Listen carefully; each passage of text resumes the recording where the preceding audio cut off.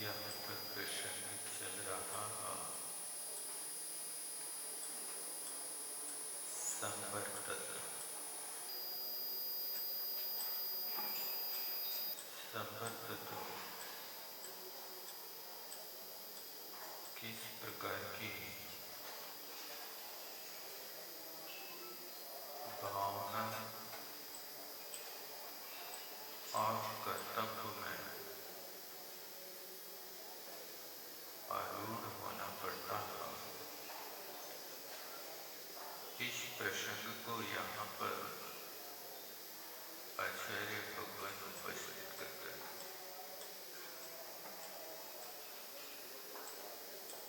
यहाँ कहा कि एक द्रव्य का दूसरी द्रव्य के साथ कोई संबंध नहीं है।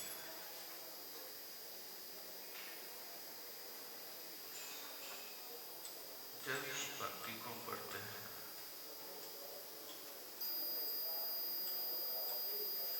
तो साधक को द्रव्यार्थिक नई की ओर दृष्टि डालना पड़ती है। एक द्रव्यार्थिक नय होता है, एक पर्यायार्थिक नय होता है। द्रव्यार्थिक नय द्रव्य को पकड़ता है और पर्यायार्थिक पर्याय को ग्रहण करता है। बस इतना है। श्रोता को दोनों के विषय में परिचय होना चाहिए।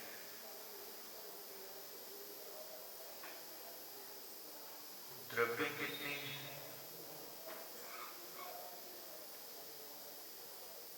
कौन सी द्रव्य का क्या स्वरूप है, कौन सी द्रव्य के कौन से गुण हैं। आप यदि द्रव्य को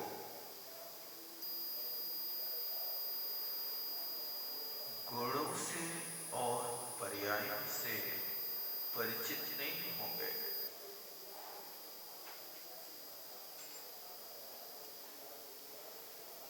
तो हो सकता है कि आप पर्याय मात्र को द्रव्य मान लो। यदि आपने पर्याय को द्रव्य मान लिया तो कुंद कुंद स्वामी प्रवचन सार में कहते हैं, बच्चे बूढ़ा ही पर समया। जो पर्याय में उलझ गया वो मिथ्या दृष्टि है।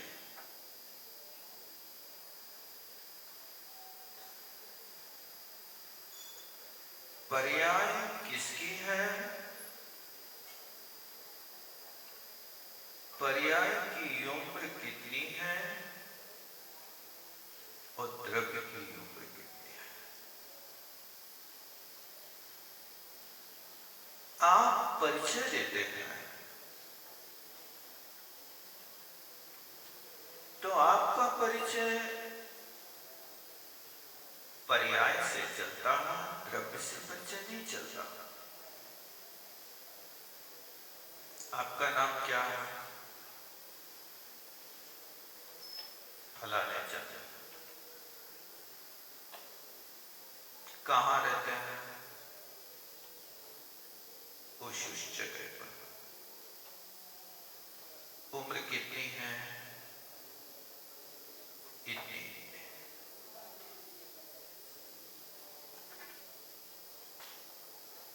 आपकी योग्यता क्या है, बता देते हो। हमने ये किया है, ये किया है, ये किया है। अपनी योग्यता आप कागज से प्रदर्शित करते हैं। देखिए हमारे पास एक मार्कशीट है, ऐसे करते हैं। आप डॉक्टर बन गए हैं, सामने वाला व्यक्ति देखो सामने तो खड़ा है, देख लो ना। नहीं, डॉक्टरी का कागज तो दिखा दो। अब उनको दिखाना एक किया, ये हमारी योग्यता को ने आका है। लेकिन ज्ञानी पुरुष अपना परिचय कुछ विपरीत ही देता है। आपका नाम क्या है, ज्ञानी से पूछो तो ज्ञानी अपना नाम बताएगा, मेरा नाम आत्मा राम। ये द्रव्य से परिचय। कहां रहते हैं, लोक नाड़ी में वास है। सागर में रहे, ये तो निश्चित समय के लिए।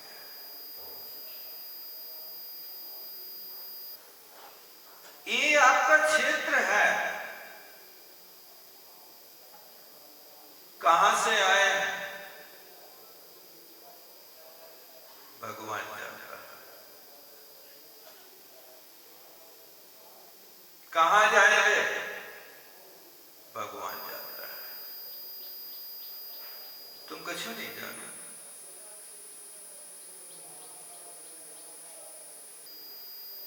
जाने का तो हम निश्चित कर सकते हैं। आप टिकट कहां का खरीद रहे हैं, यदि बहुत आरंभ और परिग्रह के कार्य में रात दिन लगे रहते हैं तो यह मार्ग नरक की ओर जाने वाला है। आचार्य ने कहा, वयमारंभ परिग्रह तुम नारकस्य ऐसा।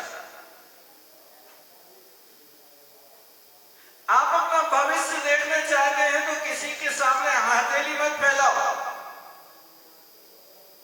आप अपना परिणाम देख लो, अंदर से आपका भविष्य आपको पता चल जाएगा कि आपका भविष्य क्या है।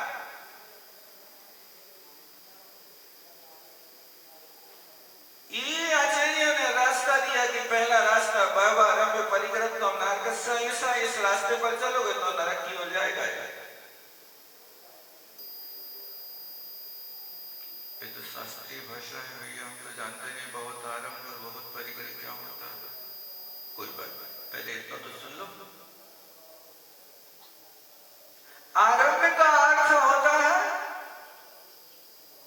कि जहां 24 घंटे हिंसा के कार्य किए जाते हैं, चक्की चूल्हा झाड़ू बुहारू, धोना पटकना नुकाना झाड़ू पोंछा, इस सब आरंभ के कार्य है। और ये आरंभ है तो ऐसा नहीं, आरंभ में अच्छी दया है। जहां आरंभ है वहां दया नहीं है।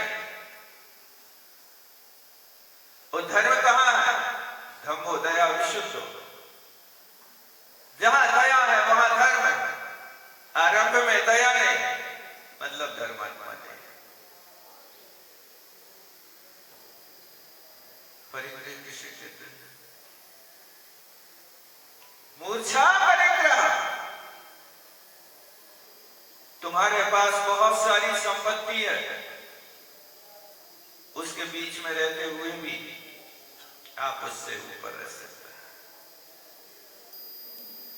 तीर्थंकर परमात्मा के पास जितनी विभूति होती है दुनिया के किसी व्यक्ति के पास नहीं होती।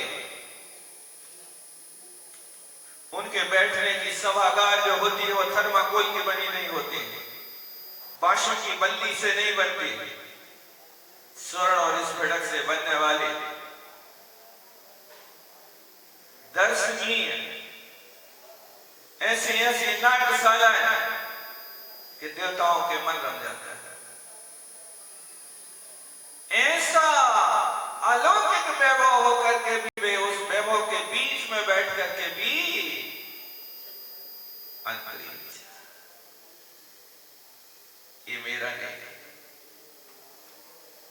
इससे मैं ऊपर उठा।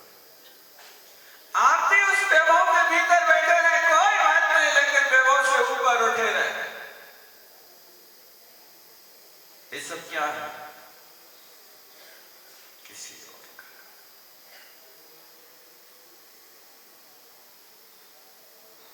आप बदल लो अपनी धारणा।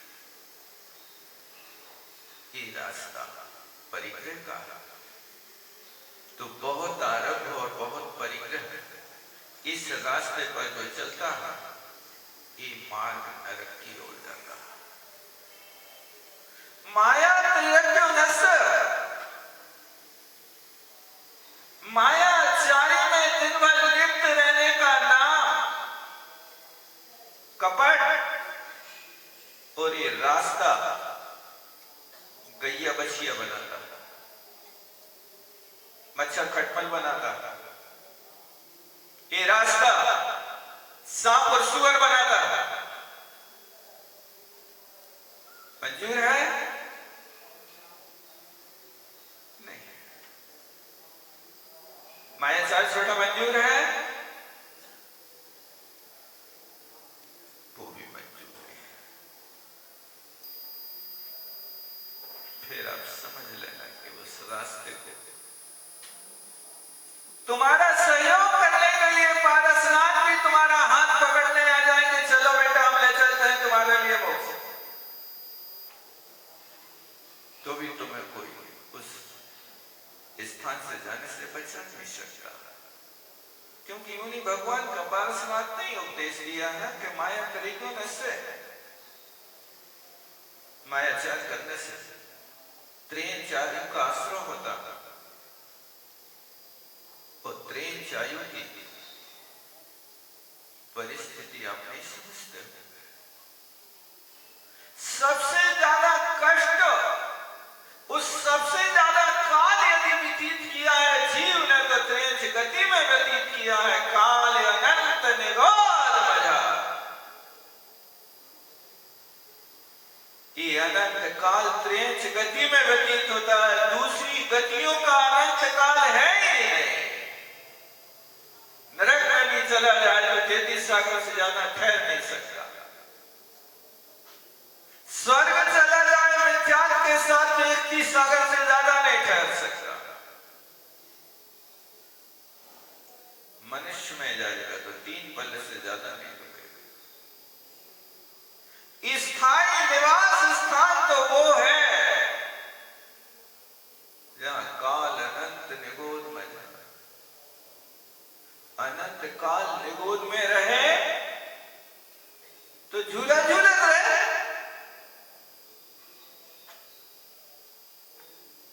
भूल मत करना बेटा, एक श्वास में 8-10 बार जन्मो मरो भरो दुखा। झूले झूलने की बात नहीं। यमराज के मुख में कबड्डी खेलते हैं।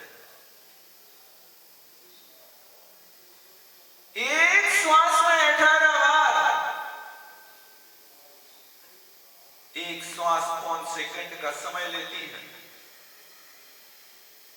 उस 5 सेकंड के और 18 भाग करो, उतनी उम्र उसने गोद में रहे, एक पर्याय में रहे। फिर वहां से निकला, रहा तो निगोद ही, लेकिन वहां से फिर मरा, फिर उसी में गया, फिर मरा, फिर उसी में गया। अपने आत्मा का परिचय देना है तो द्रव्य की अपेक्षा कोई पूछे तुम्हारा नाम क्या है, तो शरीर का नाम नहीं बोलना कि मेरा नाम रामचंद्र। आत्मा का नाम, आत्मा राम। कहां रहते हो? लोकनाड़ी में रहता हूं। उम्र कितनी है? अनादिअनंत। आत्मा की कोई उम्र नहीं होती है। द्रव्यार्थिक दृष्टि से आत्मा तो हमेशा वर्णादि काल से अनंत काल तक रहे। योग्यता क्या है? जानना देखना। बस यही काम और कोई दूसरा काम ज्ञानी ये परिचय ये द्रव्यार्थिकने का परिचय है और वो पर्यायार्थिकने का परिचय है। इसलिए आप द्रव्यार्थिक दृष्टि की पकड़ करें। वो रास्ता व्यक्ति के लिए माया जान करने से प्रेम चायु का स्रोत होता है। कोई ठिकाना नहीं भैया, आप जिंदगी भर धर्म करो और आयु बंद का अवसर आए उसी समय परिणाम बिगड़ जाए और तुम्हारी जिंदगी भर की कमाई सब चौपट हो जाए। सेठ जी ने जिंदगी भर सामायिक करी,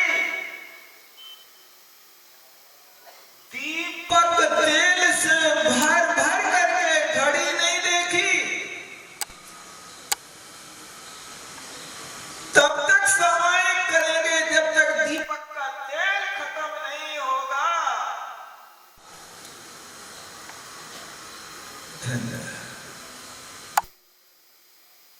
दीपक बुझने की बात नहीं है, तेल खत्म होने की बात है।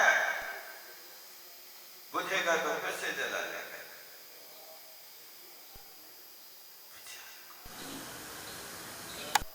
कितनी सामायिक करता होगा वो आत्मा? दीपक है, चाहे 1000 काम बन जाए, चाहे 1000 काम बिगड़ जाए, प्राण छोड़ने को तैयार है, लेकिन नहीं होगा तब तक सामायिक खत्म नहीं होगा। देखो दुकान की विचित्रता, इतना बड़ा धर्मात्मा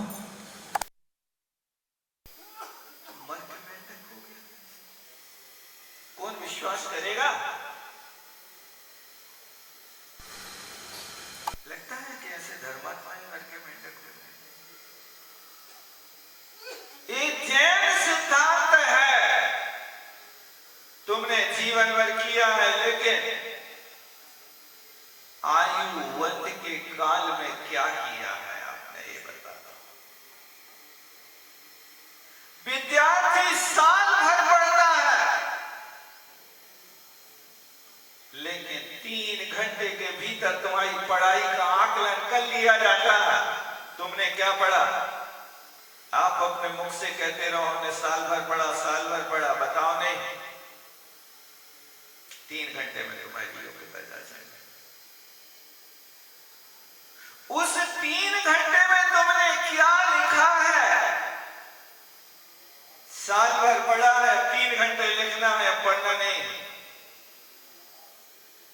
उस 3 घंटे में तुम्हारे पूरे साल की योग्यता पता चल जाती है कि साल तुमने बनाई है कि बिगाड़ी है। इसी तरह यहां पर भी साधक के जीवन की योग्यता तुमने जीवन भर क्या किया है? मंदिर में बैठे कि मंडी में बैठे, बताओ नहीं। तुमने कौन सी आयु का बंद किया, वो अब कस काल में पता चलेगा। उस कस काल में यदि सतर्क हो गए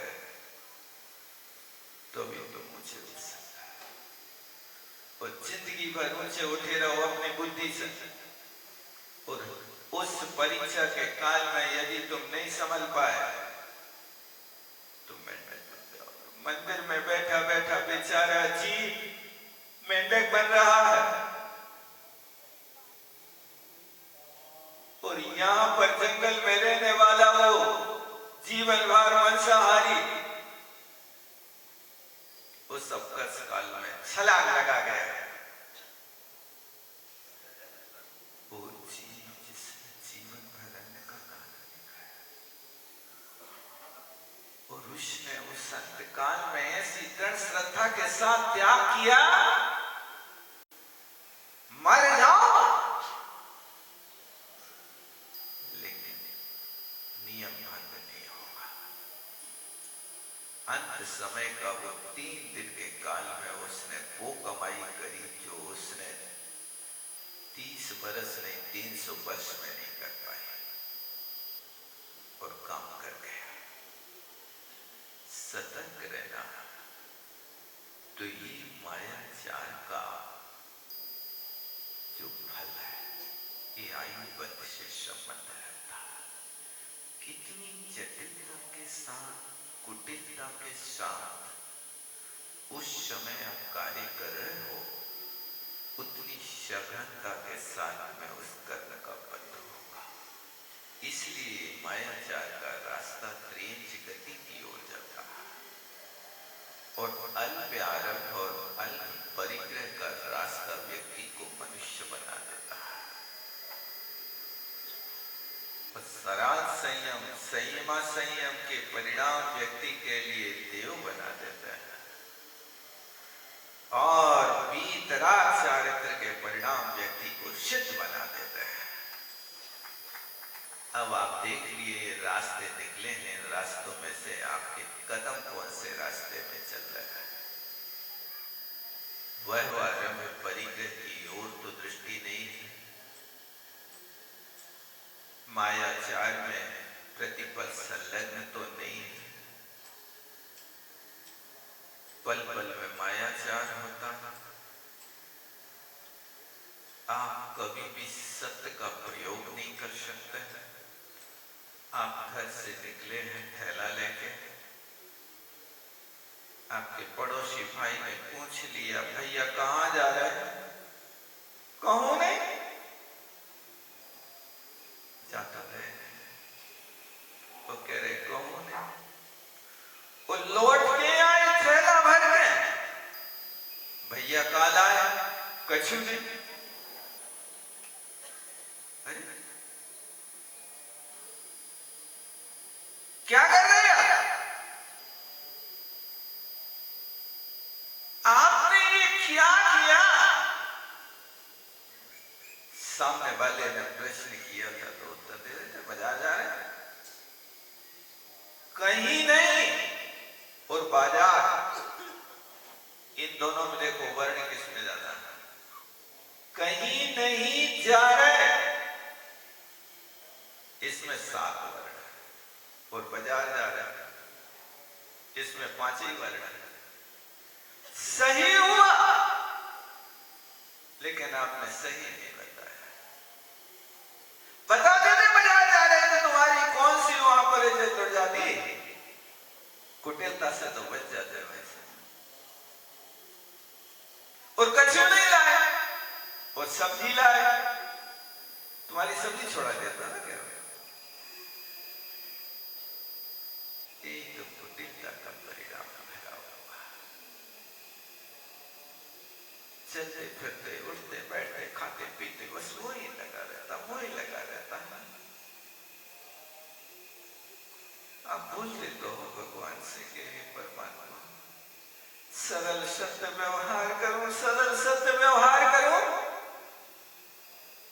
लेकिन भगवान की कहां आज्ञा होता है वो सरल सत्य व्यवहार घर में नहीं हो पाता। इस संबंध की भूमिका को समझने की कोशिश करो। अपन थोड़ा आगे देखते हैं। आचार्य भगवान ने यहाँ पर जो शब्द कहा था उसकी ओर दृष्टिपात करते हुए, टीका कल आदि छूट गई थी, अपन पुनः देखते 252 पृष्ठ पर। क्रोधादीनि क्रुद्धतादौ स्वरूपे प्रतिष्ठितानि क्रुद्धाते क्रुद्धतादे क्रोधादिभ्यो पृथक् भूतत्वात् क्रोधादिषु एव न पुनः क्रोधादिषु कर्माणि नो कर्माणि व ज्ञानमस्ति। कहते हैं क्रोधादि जो परिणाम, तो क्रोधादि के परिणाम क्रोध रूप ही है। क्रोध में ज्ञान नहीं है, ये निश्चय नहीं की दृष्टि है, लेकिन आप इसको सर्वथा नहीं मान लेना। क्रोध पुद्गल ने नाम तभी पाया है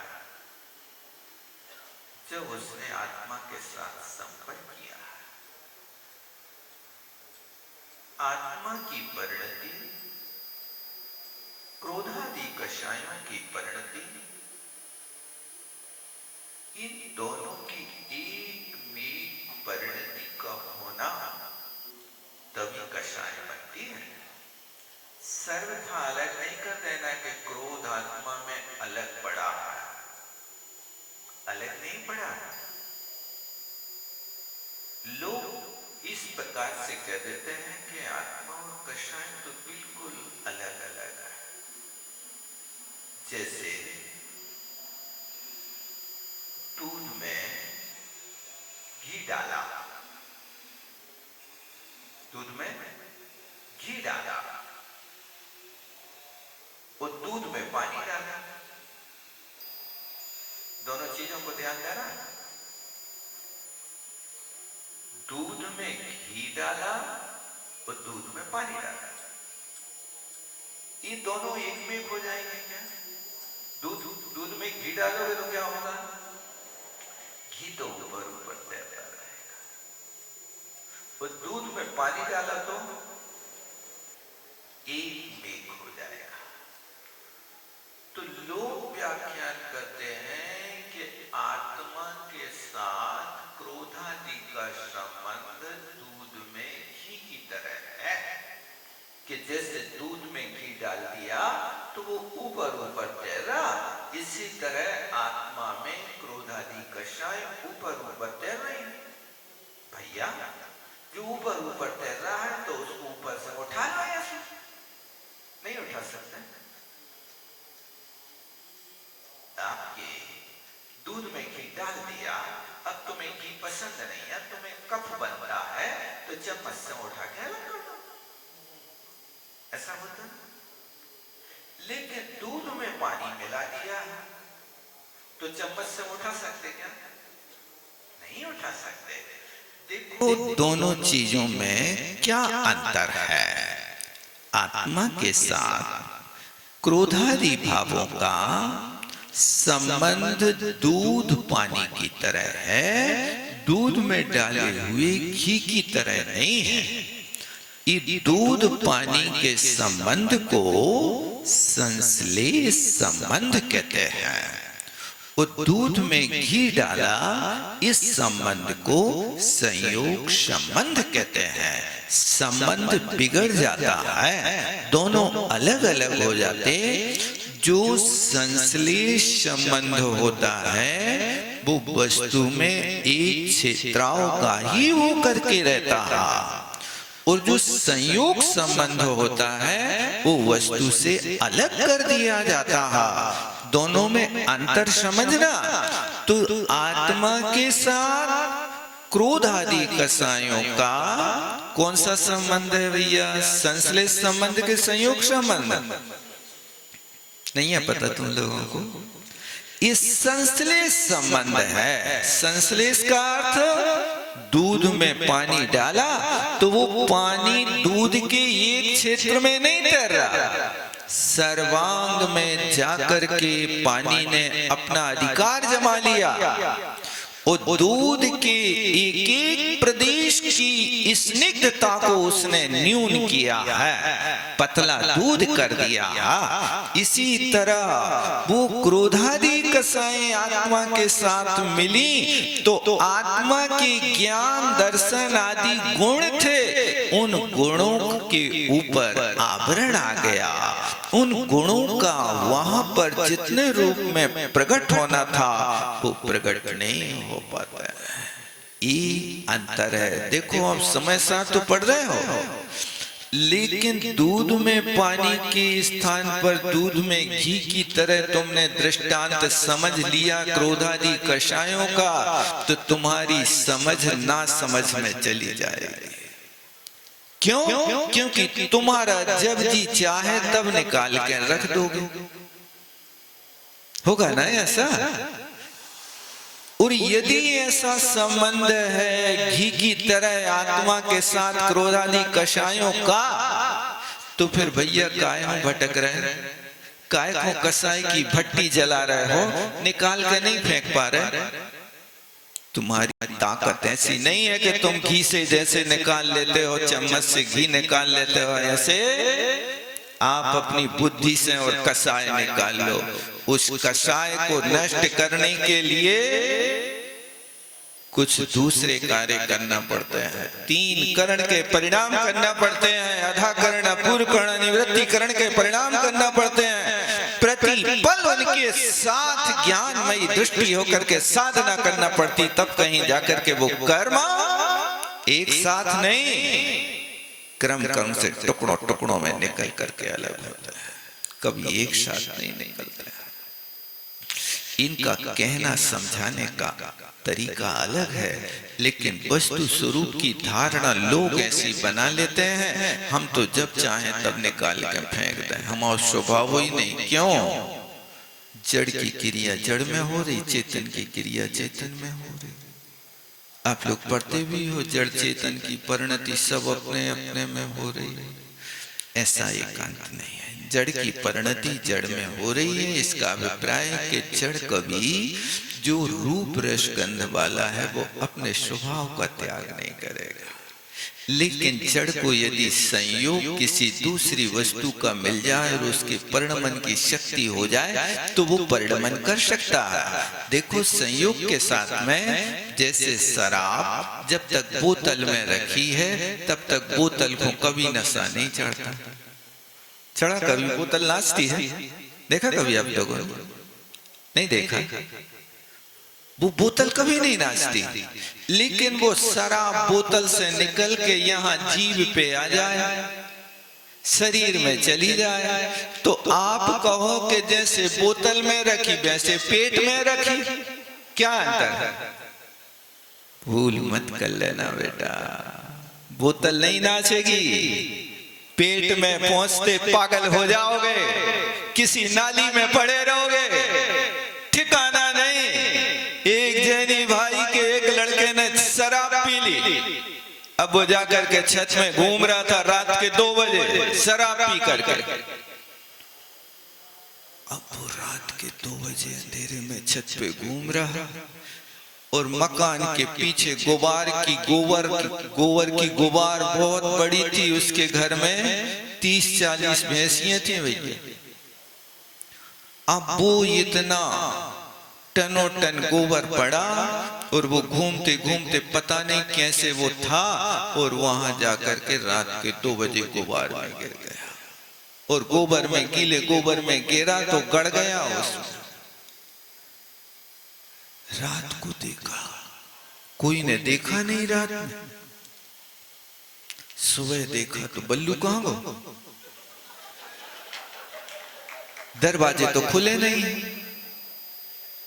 छत पे देखा, कहीं गिर तो नहीं गया। अब वो गुबार में गड्ढा बना था, इतने तो नहीं गिर गया। पता किया, जाकर के खोदा, सुबह तक राम नाम सत्ता हो गया। अब कहो कि दारू पेट में ही तो रखी है, जैसी वहां बोतल में रखी है ऐसी पेट में रखी, प्राण ले लिए। ये दारू का संयोग आत्मा के साथ हुआ तो उसने यहां नशा पैदा कर दिया, विभ्रम पैदा कर दिया, ज्ञान के ऊपर आवरण डाल दिया, बुद्धि को नाश कर दिया। इसलिए वस्तु स्वरूप को समझो। आप कह रहे हो कि जड़ चेतन की परिणति सब अपने अपने में हो रही है, बिना शराब पिए कोई गुबार में गिर के दिखाए तब तो जाना नहीं होता।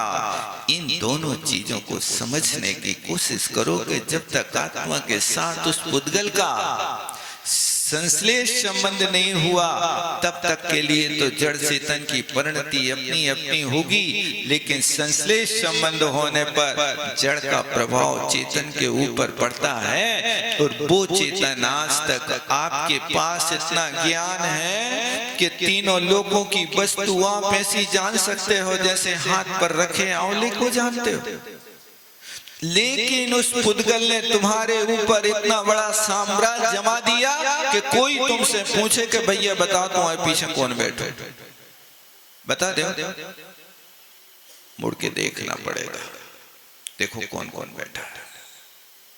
ये उस ज्ञान के ऊपर पुद्गल ने अपना अधिकार रखा, ज्ञान की शक्ति को रोक करके रखा है।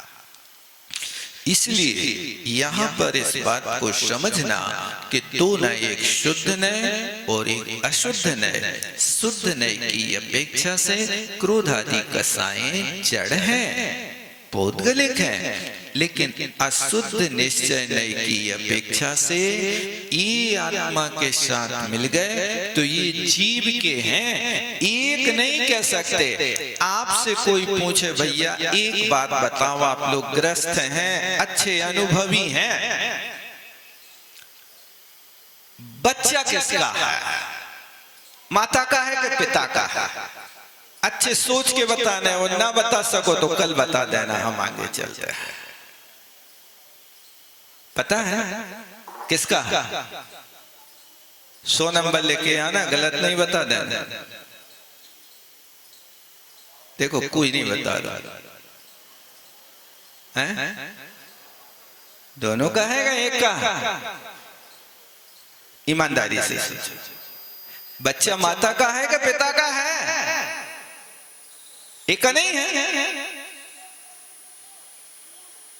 ये संतान की परंपरा दो के संयोग से चलती है। इसी तरह संसार की परंपरा आत्मा और कर्म के संयोग से चलती है। अकेली आत्मा को नहीं कह सकते और अकेले कर्म को नहीं कह सकते, ये दोनों का संयोग संबंध होता है, तभी यहाँ संसार परंपरा चलती है। बीज है, अकेली महिला का नहीं। नाम किसका चलता है? किसका चलेगा नाम? पहले ये बताओ, बात कहां की कर रहे हैं? पिता के घर में बेटा है तो पिता का नाम चलेगा, और यदि उस बेटा की मां पीहर में रह रही है, किसका बेटा है? गुड्डी का बेटा है, और गांव में रह रहे हैं तो गुड्डा का बेटा है। अब बताओ किसका बेटा है? क्योंकि उस गांव में दुनिया गुड्डी के नाम से जानती है, इसलिए वहां पीहर जाएगी उसकी मां तो मां के नाम से जाना जाएगा, और वो मां ससुराल आएगी तो पिता के नाम से जाना जाएगा। ये क्षेत्र परिवर्तित हो गया। इस क्षेत्र परिवर्तित होने पर यहाँ पर आपका भाव परिवर्तन हो जाता है, लेकिन आप एकांत को मत पकड़ लेना कि नहीं उसका ही है, नहीं संयोग से है। इसी तरह संसार है तो तब तक ही रहेगा जब तक कर्म और आत्मा का संयोग है। कर्म और आत्मा जिस दिन भिन्न हो जाए, अलग हो जाए, संसार नहीं रहेगा, सिद्ध अवस्था को प्राप्त होगा। इसलिए यहाँ पर लिखा कि ये क्रोधादि स्वरूप में प्रतिष्ठित होकर के क्रोधादि से अपृथक है, माने क्रोध से क्रोध भिन्न नहीं, एक पुद्गल द्रव्य है। इस प्रकार क्रोधादि में ही होते हैं। क्रोधादि कर्म नो कर्म में ज्ञान नहीं होता है, और नच ज्ञाने क्रोधादया कर्म नो कर्म वासंति, कहते ज्ञान में क्रोधादि और कर्म नो कर्म भी नहीं होते। ये परस्पर में अत्यंत स्वरूप की विपरीतता है। ये यहाँ वास्तव में निश्चय की दृष्टि है। व्यवहार से हम कहेंगे कि बच्चा माता पिता का है, लेकिन निश्चय की दृष्टि से कहेंगे माता पिता का नहीं है, किसका है? उस बच्चे ने स्वयं अपने उपादान से आयु का बंद किया, मनुष्य गति का बंद किया, मनुष्य आयु का बंद किया, मनुष्य गत्यानुपूर्वी का बंद किया, और वहां से वो अपने उपादान से चल करके आया है। कहां से आ रहा? शूलवे स्वर्ग से आ रहा है। कौन के कंधे पे आया कि पैरों से आया? बताओ। ना पैर है, ना कंधे हैं, ना सहयोग है, और 16वां स्वर्ग यहाँ से 6 राजी की ऊंचाई पर है। 6 राजी की ऊंचाई से यहाँ पर किसी देवता ने, इंद्र ने खड़े होकर के रस्सा से लटका के पेट में डाला होगा क्या? कैसे आया? ये देखो, वो वहां उसका स्वयं का उपादान है। निश्चय से माता पिता जन्म नहीं दे रहे, निश्चय से तो उस बच्चे ने मनुष्यायु का बंध किया है, और मनुष्यायु का बंध किया तो यहाँ तो माँ के शरीर में भूमि मिली, उसके लिए योनि स्थान मिला, इसलिए ठहर गए। ये व्यवस्था दोनों को समझो। यदि उसके मनुष्यायु का उदय ना होवे, माता पिता लाख उपाय कर ले में, कई लोगों को संतानें नहीं होती हैं तो माता पिता बनने के योग, लेकिन संतान नहीं हो रही है। क्या कारण है? ये सब स्थिति कि कोई संतान की निश्चय की दृष्टि से उपादान की योग्यता नहीं कि वो इस क्षेत्र को भूमि बना सके, अपना जन्म स्थान बना सके। यदि होता है तो ऐसे कार्य हो जाते हैं। इस तरह से ये निश्चय और व्यवहार की अपेक्षा से कथन किया जा रहा तो क्रोध आदि में ज्ञान नहीं है, लेकिन अशुद्ध निश्चय की अपेक्षा से देखा जाए तो ज्ञान से रहित क्रोध आदि होता नहीं, क्योंकि वो क्रोध जानता है कि गुस्सा किस पे करने। भाई साहब, जानता कि नहीं जानता? बताओ, किस पे गुस्सा करोगे? जिस किसी पे कर लोगे, पत्थरा से सिर टकरा दो, गुस्सा आ रही तो नहीं। सामने वाले व्यक्ति से दुश्मनी है, वो क्रोध जानता कि नहीं जानता? लाल आंखें इन्हीं पे करना है, डंडा इन्हीं पे पटकना है। हर किसी पे क्रोध नहीं किया जाता है। क्रोध भी अपने योग्य स्थान पे आकर के संभल जाता है। इस तरह से उसमें निश्चय की दृष्टि से ज्ञान नहीं, लेकिन व्यवहार की अशुद्ध निश्चय की दृष्टि से क्रोध में भी ज्ञान है। वो जानता है, अच्छी तरह से जानता है। ये अशुद्ध निश्चय का कथन है। चूंकि ये क्रोधादि कर्म नोकर्म नहीं है, परम अत्यंत अपने स्वरूप से विपरीत, परमार्थ से आधार आधे संबंध भी नहीं है। न यथा ज्ञानस्य जानतायाम स्वरूपम तथा क्रोध्यताति अपि। कहते हैं जैसे ज्ञान के पास जानने की योग्यता है, ऐसे क्रोध आदि के पास जानने की योग्यता नहीं। क्रोधादि का जैसे क्रोधादि स्वरूप तथा ज्ञान का भी ज्ञान जैसा स्वरूप है, इस प्रकार की व्यवस्था को यहाँ स्थापित करना। क्रोध आदि में ज्ञान कभी परिणत हो सकता, लेकिन क्रोध के परमाणुओं में ज्ञान कभी प्रवेश नहीं कर सकता। यदि करे तो जड़ भी चेतन हो जाए, लेकिन जड़ कभी चेतन हो नहीं सकता। ये संयोग तो रहेगा, एक दूसरे से मित्रता तो रहेगी, लेकिन मित्रता होने पर दोनों को भिन्न कर दिया जाता। गन्ना में जब तक जूस रहता है तब तक गन्ना को संभाल के रखते हैं, उस गन्ने को चरखी में पेला जाता है जब तक जूस रहता है।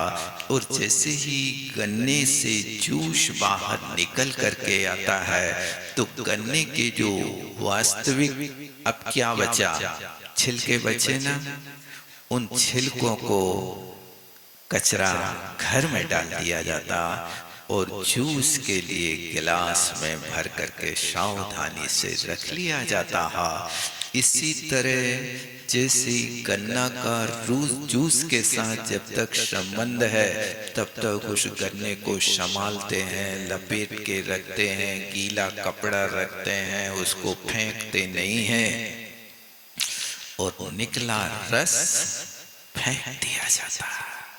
अब कोई काम का नहीं है।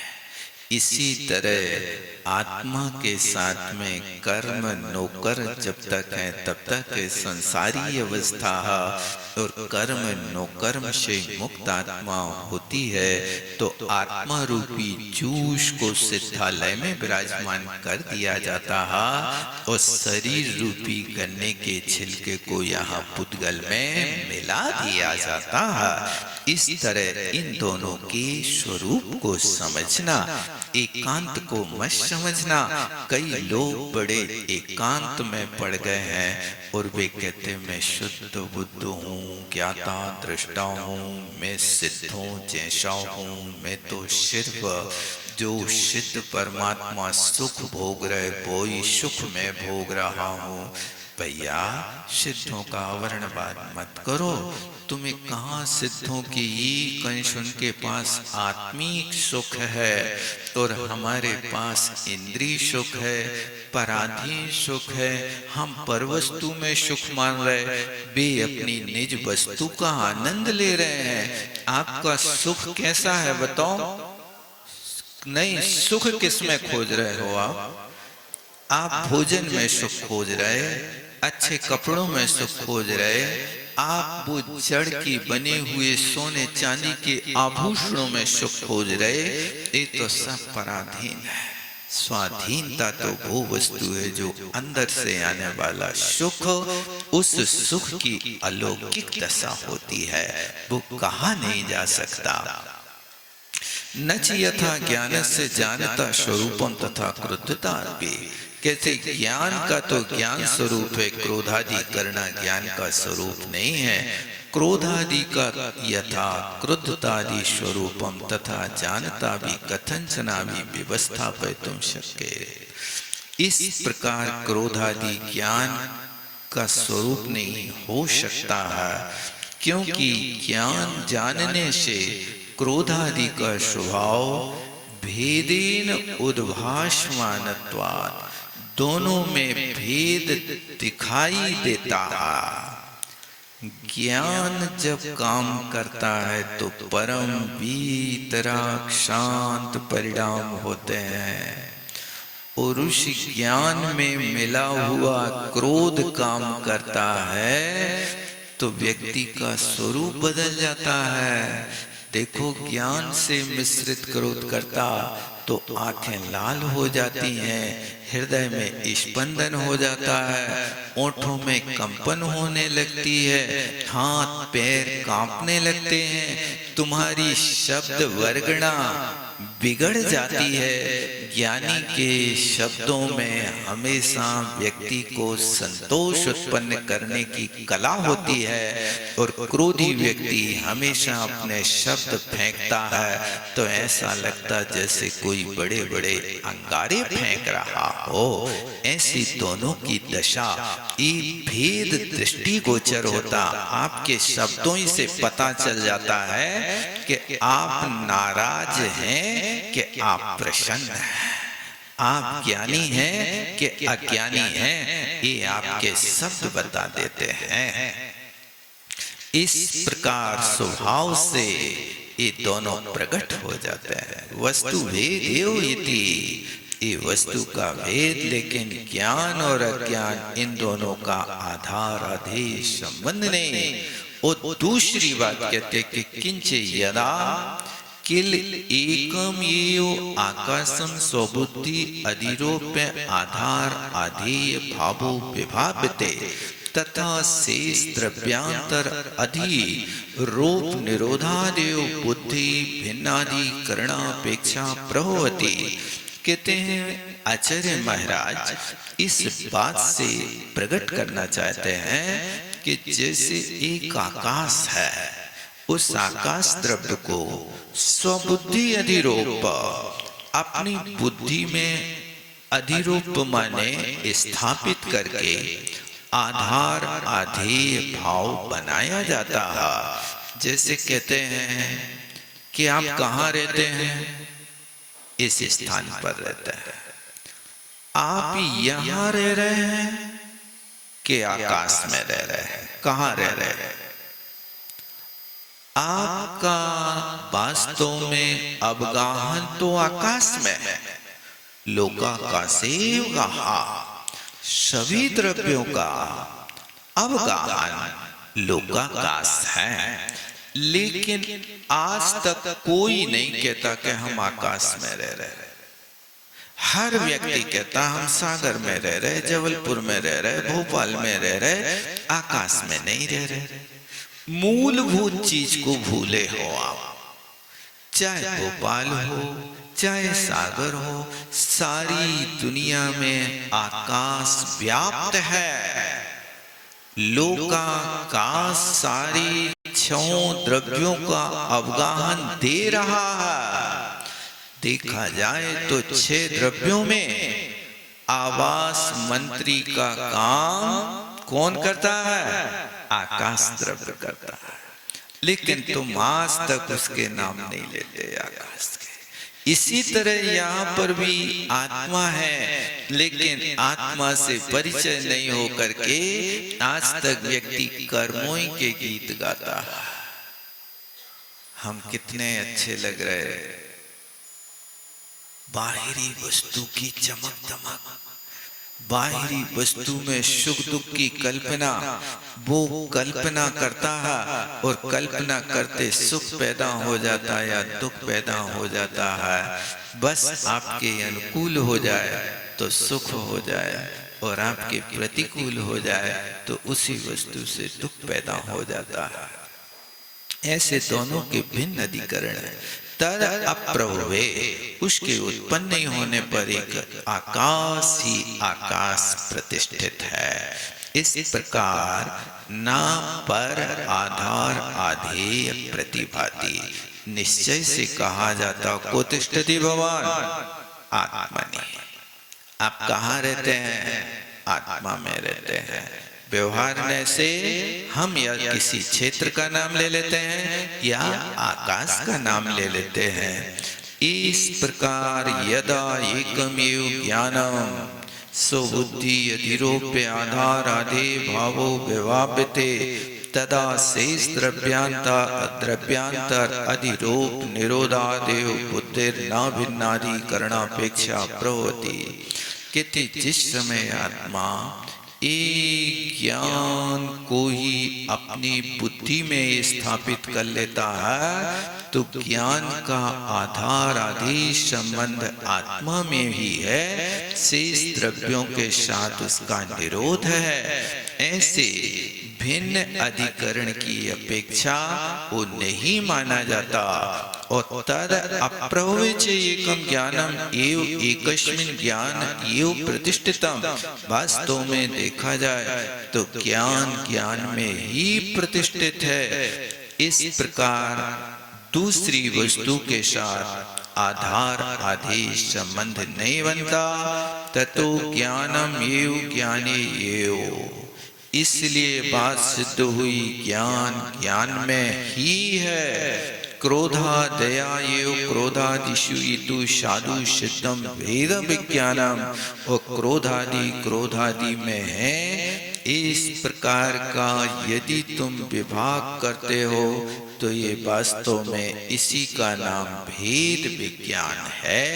ऐसे भेद विज्ञान के माध्यम से आत्म स्वरूप को जाने तब कहीं जाकर के संवर तत्व प्राप्त होता है। अन्यथा संवर तत्व जीवन में व्यक्ति के पास आ नहीं सकता। अपन कोशिश करें बार बार आत्म तत्व के स्वरूप को पाने की और अपने निश्चय रूप से अपने स्वरूप को जानने की कोशिश करें। इसी भावना के साथ विराम लेता हूँ।